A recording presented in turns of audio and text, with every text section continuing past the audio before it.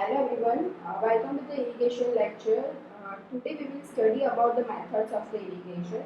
So irrigation water may be applied to the crops by three basic methods: surface irrigation method, sprinkler irrigation method, and subsurface irrigation method. And these all methods are also have a different types, so that we will study about in this lecture. But before going to start any methods, we should know about which method we should follow and when we should use what type of method. So there are so many factors for the choice of the irrigation method. So first choice is the soil characteristics of the land to be irrigation, कि हम लोग जो land पे irrigation करने वाले हैं वो soil की कैरेक्टरिस्टिक कौन सी है, उसके हिसाब से हम लोग इरिगेशन के मेथड चूज करेंगे। सेकेंड क्राइटेरिया है टोपोग्राफी ऑफ द एरिया, कि वो जो लैंड है उसका टोपोग्राफी क्या है। जैसे कि कोई स्टीप लैंड है तो हम लोग उस पर ये सरफेस इरिगेशन यूज कर सकते हैं। अगर कोई स्लोपी लैंड है तो उसमें हम लोग सब सरफेस इरिगेशन यूज कर सकते हैं। तो वो डिपेंड करता है कि उसका स्लोप कैसा है, मतलब कि उसकी टोपोग्राफी कैसी है, उसके हिसाब से method of the irrigation choose करना चाहिए। फिर द मेन फैक्टर है अवेलेबल वाटर, वाटर कितना अवेलेबल है। जैसे कि हमारे पास अगर ज़्यादा वाटर अवेलेबल है तो हम लोग सरफेस इरिगेशन मेथड यूज़ करेंगे। अगर हमारे पास वाटर की क्वांटिटी कम है तो हम लोग स्प्रिंकलर इरिगेशन और ड्रिप इरिगेशन यूज़ करेंगे। उसके बाद है types of the crop and it's water requirement, कि कौन से टाइप का हम लोग क्रॉप ग्रो करने वाले हैं, उसके लिए वाटर रिक्वायरमेंट क्या है, उसके हिसाब से हम लोग इरिगेशन की मेथड चूज करेंगे। उसके बाद है size of the stratum apply to the irrigation water, कि हम लोग जो लैंड पे जो इरिगेशन करने वाले हैं वो लैंड की साइज क्या है, तो साइज भी बहुत बड़ा फैक्टर है। फिर है rate of the infiltration of the soil, वो सॉइल का इनफिल्ट्रेशन रेट कैसा है, उसके हिसाब से हम लोग ये मेथड चूज करेंगे। उसके बाद है depth of the water table, depth of the water table अगर हाई है तो हम लोग सरफेस वाटर इरिगेशन यूज नहीं करेंगे, अगर डेप्थ ऑफ द वाटर लो है तो हम लोग सब सरफेस इरिगेशन यूज करेंगे। उसके बाद है depth of the water table, depth of the root zone of the plants, कि हम लोग जो प्लांट ग्रो करने वाले हैं उसकी रूट जोन कितने डेप्थ तक जाती है। उसके बाद है amount of the water required in each irrigation, each irrigation में कितना पानी हमें प्रोवाइड करना है, वो भी एक बड़ा फैक्टर है। उसके बाद है possible halogen hazard of the soil, तो सॉइल में कौन से एरोजन हो सकते हैं वो एक मैटर है। सो हम लोग स्टार्ट करते हैं ये लेक्चर इरिगेशन मेथड्स। सो हम लोग डिफरेंट टाइप्स की मेथड्स हम लोग देखेंगे, उसके ऊपर से आपको और ज़्यादा आइडिया आएगा कि कौन सी मेथड कब यूज़ करनी चाहिए। ये एक मैंने बेसिक इंट्रोडक्शन दिया आप लोगों को। Okay, so irrigation methods are mainly classified into this four parts. Surface irrigation means gravity irrigation, उसके बाद है सब सरफेस इरिगेशन, थर्ड है स्प्रिंकलर और ओवरहेड इरिगेशन, एंड फोर्थ है ड्रिप और ट्रिकल इरिगेशन। सो सबसे पहले हम लोग देखेंगे कि सरफेस इरिगेशन क्या है। सो सरफेस इरिगेशन में क्या होता है कि water is applied spreading in a form of sheet और a small stream on the land to be irrigated, मतलब कि इरिगेशन वाटर जो फ्लो होता है across the field of the point infiltration. So normally river की तरह वो flow कर देते हैं पानी को। So water is applied to the soil water and soil surface and water flows by gravity either through furrows, streak और basins। अब आप लोगों को दिमाग में आएगा कि ये फूरो, ये स्ट्रीक, ये बेसिन्स क्या है। तो ये हम लोग आगे देखेंगे कि फूरो ये स्ट्रीक्स और बेसिन्स जो है वो मैन मेड वो डायरेक्शन देने के लिए हम लोग बनाते हैं। आप लोगों ने कोई गांव में खेतर देखा होगा, तो खेतर में क्या होता है कि आप लोगों ने देखा होगा कि लाइंस बनाई हुई है, तो वो लाइंस में से पानी जाता है, तो वो क्या है, फुरोज है। So water is applied from a channel located at the upper reach of the field, and loss of the water by conveyance and deep percolation is high, and efficiency of the irrigation is only 40 to 50%, क्योंकि इसमें क्या होता है कि irrigation ये evaporation और deep percolation losses ज़्यादा होते हैं। Properly constructed water distribution system to give a sufficient control of the water to the field is required. and effective land preparation to permit the uniform distribution of the water over the field are very important.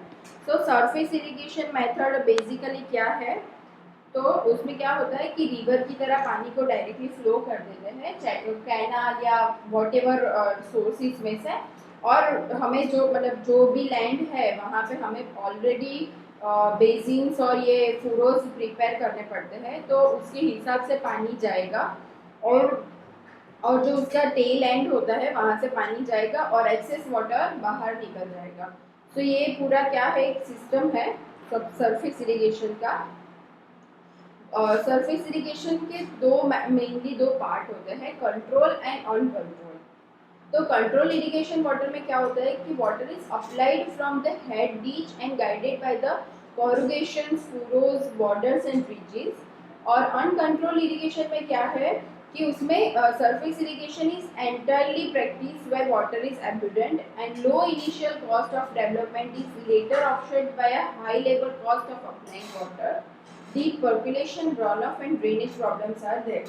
So control irrigation में क्या होता है कि हम लोग water को control करते हैं, हम लोग उसको डायरेक्शन देते हैं कि कौन सी डायरेक्शन में वाटर फ्लो होगा। और अनकंट्रोल इरिगेशन मेथड है, उसमें क्या होता है कि कोई डायरेक्शन या कोई बॉर्डर्स या स्ट्रीम्स, लेवीज कुछ भी हम लोग प्रिपेयर नहीं करते हैं, डायरेक्टली पानी को ड्रॉ कर देते हैं ग्राउंड पे जहाँ पे हमें इरिगेशन करना है। तो अनकंट्रोल जो और सिस्टम है उसमें क्या होता है कि इनिशियली कॉस्ट तो लो होता है, क्योंकि उसमें हम लोगों को कोई लेबर्स रखने नहीं पड़ते हैं कि वो ये फुरोज और बॉर्डर स्ट्रीट्स बनाए, लेकिन उसमें क्या होता है, डीप पर्कुलेशन होता है, रन ऑफ ज़्यादा होता है और ड्रेनेज प्रॉब्लम्स हो सकती है। सो अनकंट्रोल जो होता है उसको वाइल्ड फ्लडिंग भी बोला जाता है। So wild flooding method is the earliest and primitive method of the application of water to the land.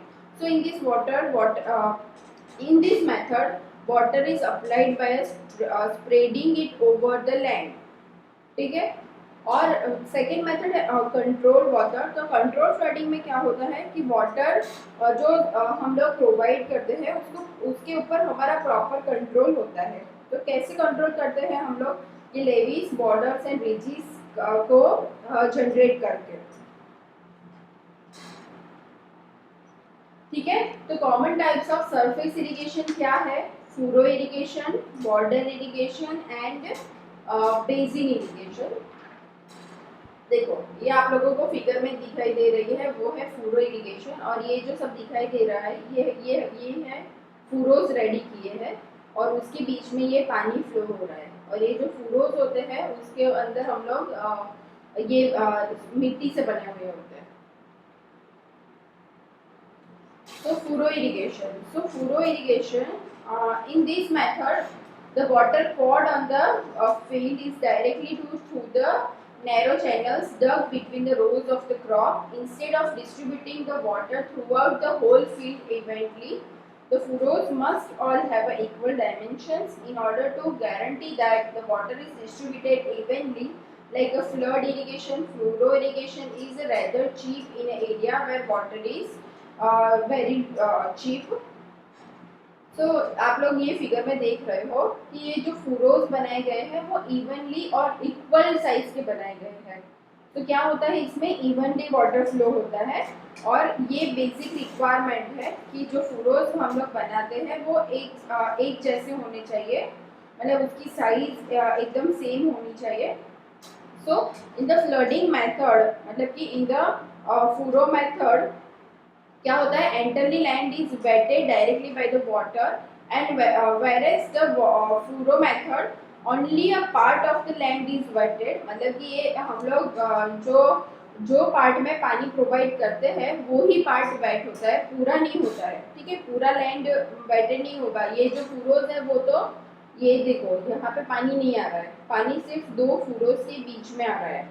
So the land is the wetted area usually varies from 1/5 to 1/2 of the total area, so it helps in reducing the evaporation losses and achieving the high water application efficiency. इससे क्या होता है कि evaporation losses कम होते हैं और हमें high water application efficiency मिलती है। So furrow method irrigation is commonly used for row crops such as a maize, jawar, sugarcane, cotton, tobacco, groundnut and potatoes. ये देखो, ये लाइव फूरो इरिगेशन में क्रॉप ग्रो हुआ है उसकी एक फिगर है। देखो यहाँ पे पानी जा रहा है और आजू बाजू में फूरो में क्रॉप ग्रो हुआ है। ये भी है एक फूरो मेथड का एक एग्जांपल। ये देखो, ये फूरो, ये जो है नीचे का हमारा सॉइल का पार्ट है और ये जो बनाया गया है उसमें ये टॉप ऑफ द जो है उसको रीच बोलते हैं और ये नीचे वाला जो पोर्शन है जहाँ पे हम लोग पानी फ्लो कराएंगे उसको बोलते हैं फूरो। इन द फूरो इरिगेशन मैंने जैसे बताया कि only part of the land surface is wetted thus minimizing the evaporation losses. So irrigation can by corrugation using a small irrigation streams, and furrow irrigation is adapted for the irrigating on a various slope except on a steep ones because of a erosion and bank overflow. देखो, there are different ways of applying the water to the furrow as shown in the figure 3.1. मतलब कि हम लोग साइफोन्स भी use कर सकते हैं for used to divert the water from the head ditch to the furrows. So there can be also direct gravity flow whereby water is delivered from the head ditch to the furrow by cutting the ridge or a levee separating and head ditch the furrows. हम लोग figure number 3.1 देखेंगे। ये देखो, ये जैसे figure number 3.1 है इसमें ये फूरोज है और ये साइफोन प्रोवाइड किया गया है। क्यों? सो डायरेक्टली वाटर उसके अंदर सप्लाई करने के लिए। देखो यहाँ पे एक फिगर है, ये क्या है, साइफोन्स प्रोवाइड किए हैं और ये फूरो है। तो साइफोन से डायरेक्टली वाटर अप्लाई होता है। एक और ये फिगर है, इसमें है ना बाय ग्रेविटी पानी फ्लो हो रहा है ओपनिंग बैंक्स। यहाँ पे क्या दिखाया गया है, water flow into the furrow through opening banks. तो ये बाय ग्रेविटी जा रहा है। तो हम लोग दो मेथड से हम लोग पानी प्रोवाइड कर सकते हैं, एक तो बाय ग्रेविटी और bye साइफोन्स। The shape of the furrow mainly depends on the type of the soil and the size of the stream. देखो जैसे कि डीप होता है, नैरो होता है, वी शेप फुरो हो सकते हैं। सो अलग अलग टाइप की सॉइल के लिए अलग अलग टाइप के फुरोज होते हैं। ये बेसिक डायमेंशन है कि 15 सेंटीमीटर तक का पानी उसमें भरता है और ये जो फुरो, ये जो हाइट है रिंच की वो 20 सेंटीमीटर होती है नॉर्मली, और ये जो फूरो की वेट होती है वो 20 to 30 अपर साइड से और नीचे से 10.15 सेंटीमीटर तक की होती है। तो ये बेसिक डायमेंशंस है और वो ये dimensions soil to soil changes होते रहते हैं। ये देखो, wide shallow and furrow suitable for the clayey soil. जो कि क्लेई सॉइल्स होती है उसमें वाइड फूरोस बनाए जाते हैं, डीप फूरोस नहीं होते हैं। Design parameters of the furrow irrigation. So the major design consideration in a surface irrigation includes, first है कि readily available moisture in the root zone if possible। ठीक है, कि रूट जोन जो होता है उसमें हमें स्टोर करना चाहिए और रेडियली अवेलेबल मॉइस्चर। सेकेंड है कि obtaining as a uniform water application as possible.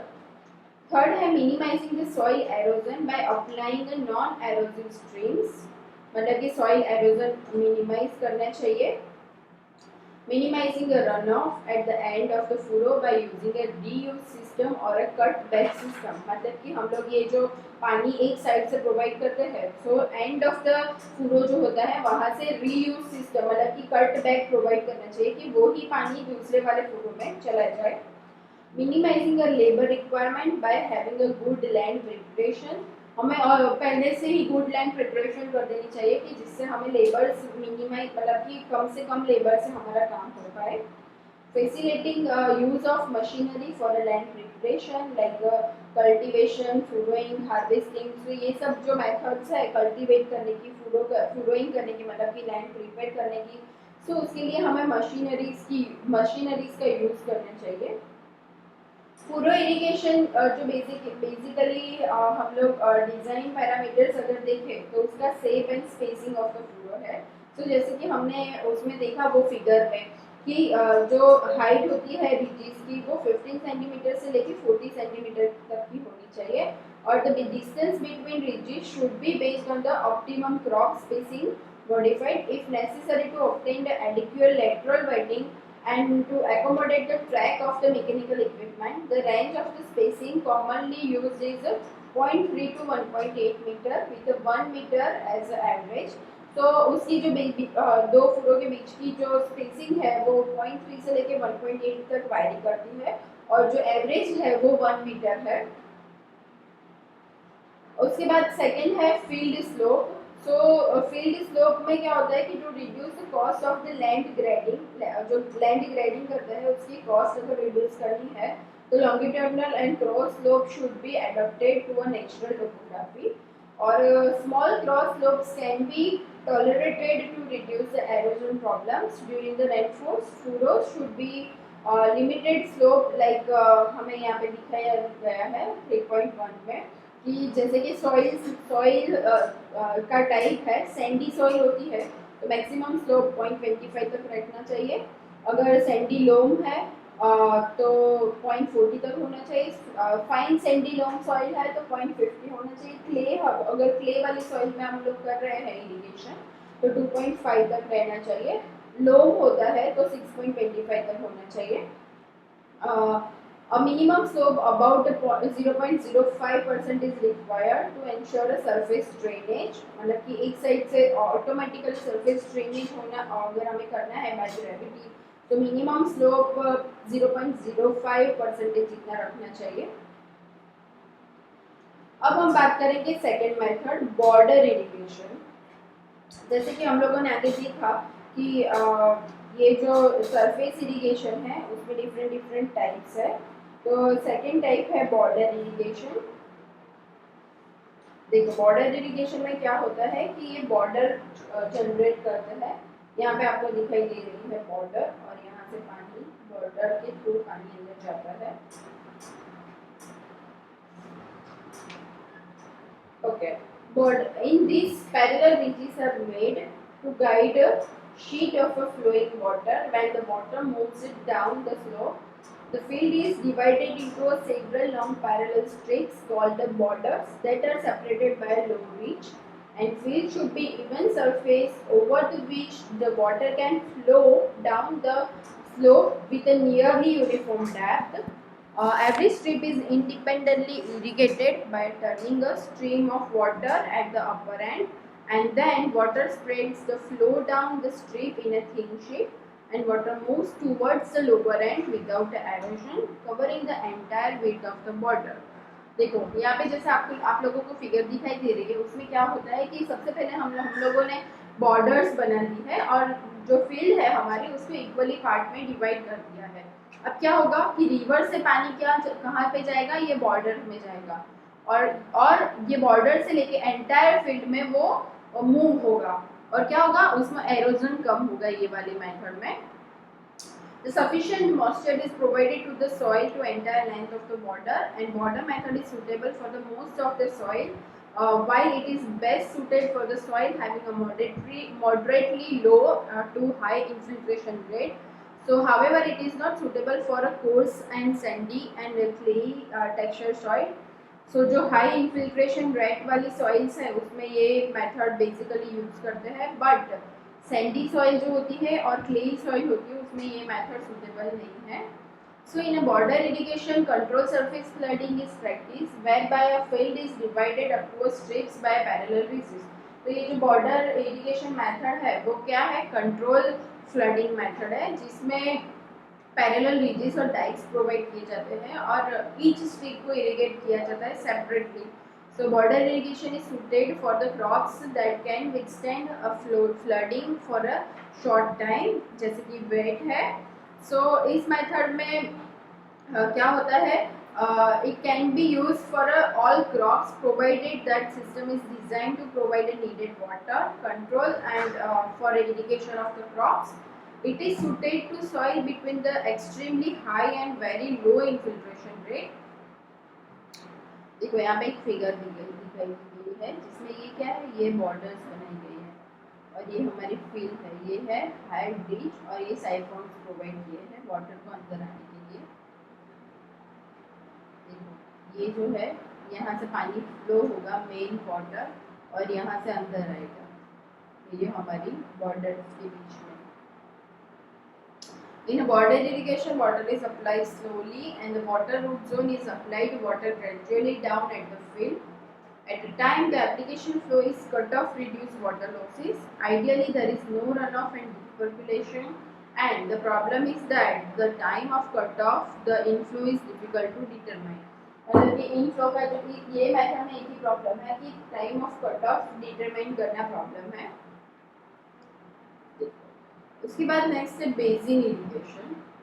Basin irrigation basically क्या है कि इंडिविजुअली जो क्रॉप्स होते हैं उसको पानी प्रोवाइड करते हैं थ्रू अ बेसिन।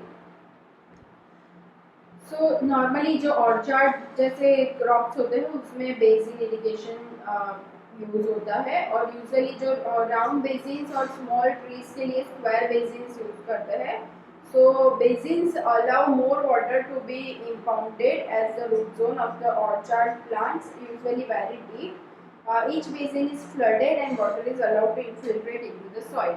जैसे कि आप लोगों ने कोई पार्क में देखा होगा, पार्क में क्या होता है कि कोई राउंड करके एक राउंड बनाया है, उसके अंदर एक ही क्रॉप है, ठीक है, एक ही ट्री होती है, तो उसको पानी से फुल भर देते हैं और फिर धीरे धीरे वो इनफिल्ट्रेट होता है अंदर।